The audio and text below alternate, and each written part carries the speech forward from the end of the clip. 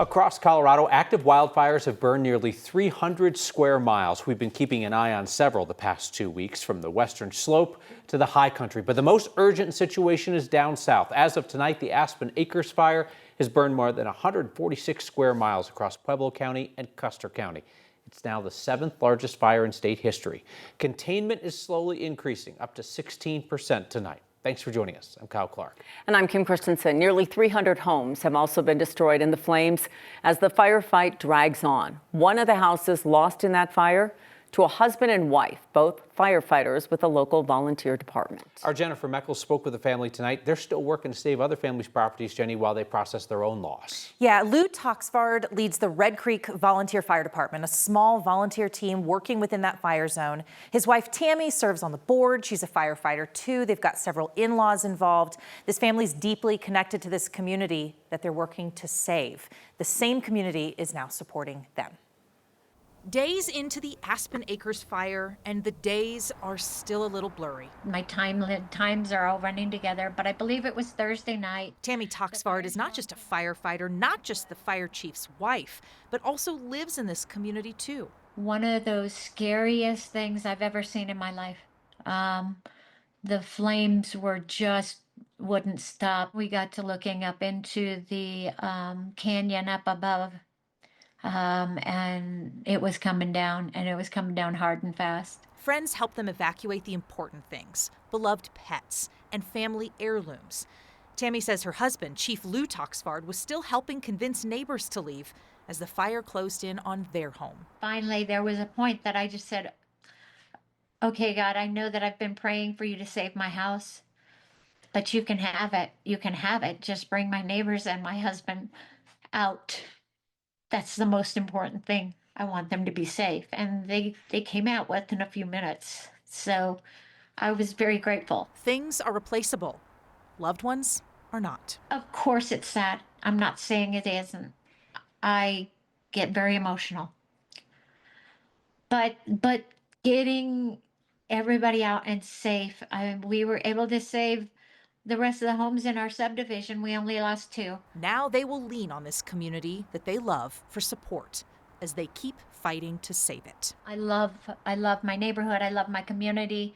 And that's why we're on this department, to make sure that we are here to be there for them as much as we can. Tammy says she and Lou will rebuild and rebuild better. They have expensive, she said, but very good insurance, and they're not going anywhere.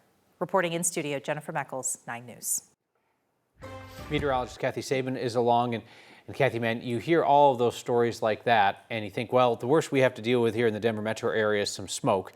Was pretty nasty today, but folks like that, you know, just losing everything on a moment's notice. Yep, perspective is everything, and seeing a face and a name and a story. And these are our neighbors and friends, and we all have to be vigilant. We all have to do our part to protect this beautiful home that we call Colorado, because we're right in the thick of it, the middle of the summer heat, and of course these fires that are not under control tonight. Back to 97 degrees we went today. We've cooled back slightly to 80 now that it's 10 o'clock. Really the bigger story though is the increase in moisture. Yes, humidity values are up, winds are down, and the smoke forecast. If you step outside like I just did, already the air smells better. A wind shift is taking the worst of that smoke south and east. We're all going to get a break tomorrow. Air quality alert canceled for Denver continues in those areas. They're still battling those fires.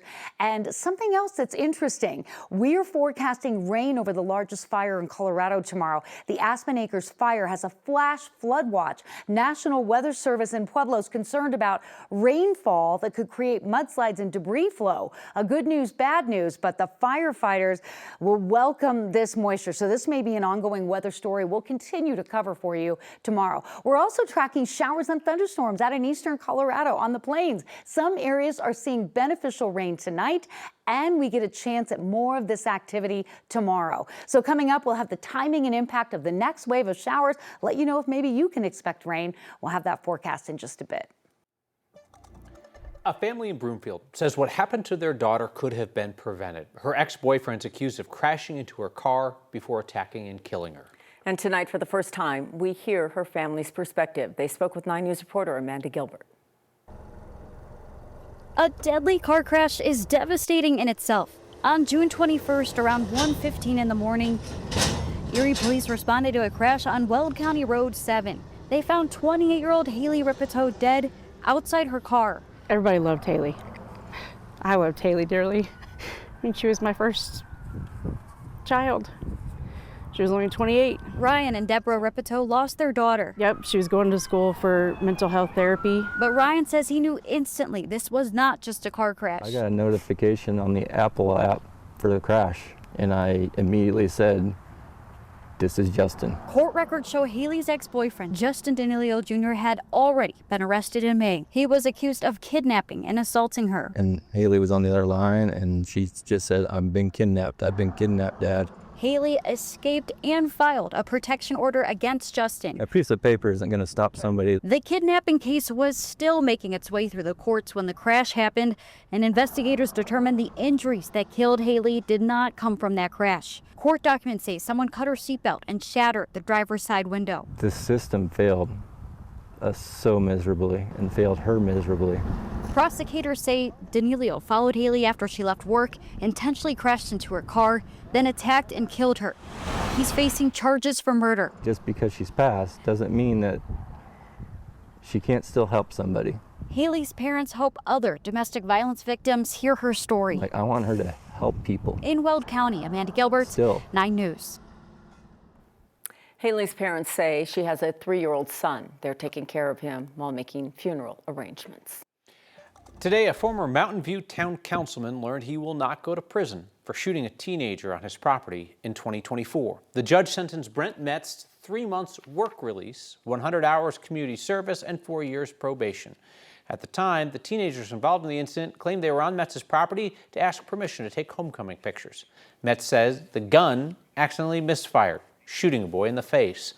The mothers of the victim and the victim's friend spoke to the judge today, told the judge every day has been a challenge. Our families have endured sleepless nights, fear, anger, and the constant replaying of what if.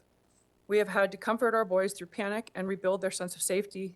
Something he shattered in seconds. The defense filed a motion for a new trial. Prosecution will respond. Defense can then respond at that point. Despite the sentencing, defense is still going to move forward with that motion. Happening right now, a power outage is impacting about 27,000 Holy Cross Energy customers across the Vail Valley. Xcel says that outage is the result of a lightning strike, and crews are hiking in to repair the lines. They will now work overnight and anticipate the power to be back on sometime tomorrow morning. Xcel is expected to give an update at 8 a.m. Tonight, state health officials are giving guidance for drinking water for some living in southern Colorado. This move comes after the Aspen Acres Fire damaged water system infrastructure for 2 communities, leading to significant water pressure loss. Officials say people who get their water from Pine Drive Water District or Signal Mountain Ranch Property Owners Water Company should use bottled water until further notice for the following activities: brushing teeth, drinking, making ice, preparing food, washing dishes, all the daily activities. Officials say residents can use tap water to shower or do it laundry, but don't boil the water. As a result, to substitute for bottled water, they say boiling may kill germs, but it will not remove potential fire-related chemicals or address other water quality concerns. Residents who use private wells should also use bottled water until they know that water is safe. As more precautions are put in place for the Aspen Acres Fire, we are hearing more stories of survival. Our Mark Salinger is outside the small town of Beulah, where the people living there are among the 1,100 evacuated. But as Mark reports, their town is standing thanks to the heroism of their neighbors. This is just about the closest that you can get to Beulah in Pueblo County right now. Just down the road behind me, there's a National Guard Humvee with a roadblock turning people around.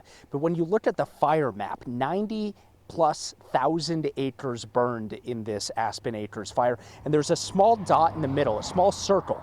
That's the town of Beulah that didn't burn, thanks to the volunteer fire department of 22 people that helped save their town.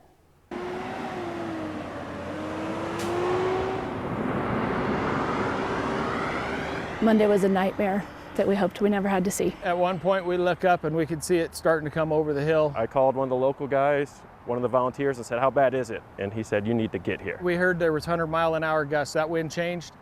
It started coming the other direction and it blew it down through us. And at that point, it was just get in there, start saving what we can. My son was on the first truck that went over to Aspen Acres to start initial attack. Fuel, heat, and topography are what drive fires, and that day it was all working against us. We know we're going to lose some, you know, and that's going through your mind, and you know there's going to be stuff that we can't save. But the mindset goes to what can we save? And at that point, we were afraid we were going to lose the whole valley. Yeah, I mean, your heart would just drop every time it moved another direction because then something else was at risk. Houses can be replaced. We need to make sure everybody is out and out of the way. We're in there beating on doors. We're flagging houses of, okay, we met somebody here, they're leaving. It was really close to losing the whole town. And when it was raging down at our house that night, I called my husband and I said, I love that you're trying to save what you can. I don't want my house, I want my husband and I want my son. And that is all I care about. I only want the heartbeats, I don't care about the house. We had several of our firefighters lost their homes. And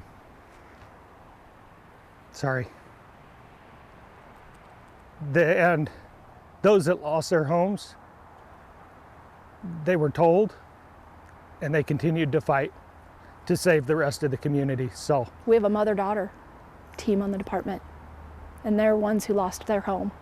And to see that happen, and they both just kept on going. It's heartbreaking, every single house that we lost, but we try to focus on the wins that we were able to make. A big part of the town is good. The big part of what we call Beulah proper looks to be in good shape. The town of Beulah has been held by the volunteers for about a week now. We're not just talking about the local firefighters. We're talking about their families, their wives, their kids. I mean, we had kids at this, you know, some people's kids at the station washing towels to keep us out there on the line. So in a small volunteer department, it's a family. They're awesome. We would all fight any fire anywhere with each other. You'll have to cut it. We kicked ass. The community and the public need to know that we fought and we fight for our community and our people. It's more than a fire department. We are the community. We are what's going to hold it together. Mutual aid from around the county helped the Beulah Fire Department over those first couple of days. They want to make that very clear that they did have some help from their neighbors, but the state and federal resources arrived in the coming days. Everybody needed help over that time, and it took a while to get all those resources to Beulah. Just outside of Beulah, I'm Mark Salinger, 9 News. There's a Southern Colorado Wildfire Relief Fund set up to help the hundreds of people who lost their homes and the others impacted by the Aspen Acres Fire. This will be next Word of Thanks microgiving campaign tomorrow, but the funds are needed ASAP. So I gave today. If you'd like to join me, scan the QR code on your screen or text the word thanks to 303-871-1491. Since 6 tonight, you have raised nearly $30,000. I talked with United Way Southern Colorado. They set up this fund to help those Coloradans in the short term and in their long-term recovery. We should say they are not taking out any fees or overhead.